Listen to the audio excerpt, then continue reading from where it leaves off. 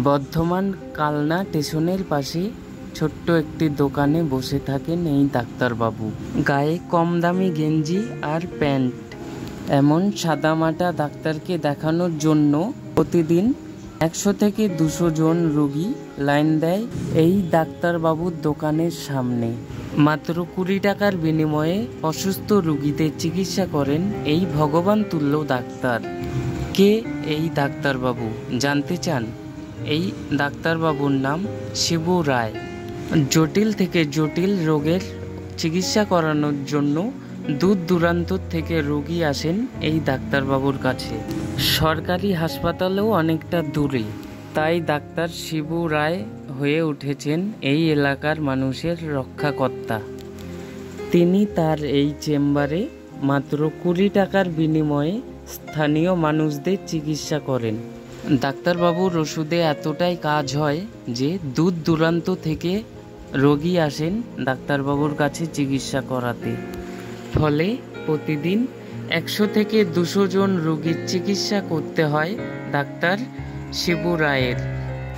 যাদের 20 টাকা দেওয়ার সামর্থ্যটুকুও নেই, তাদের বিনামূল্যে চিকিৎসা করেন ডাক্তার শিবু রায়।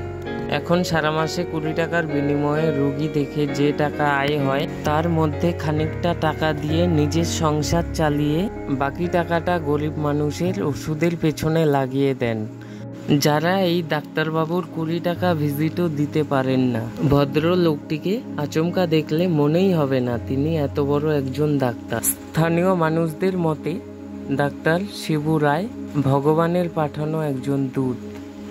উনি গরিব মানুষের কথা ভেবে এমন কম দামি ও কার্যকরী ওষুধ দেন, যা খেলে 2-1 দিনের মধ্যেই রোগী ঠিক হয়ে যান।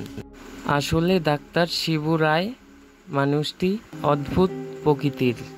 আপনি জানলে চমকে যাবেন।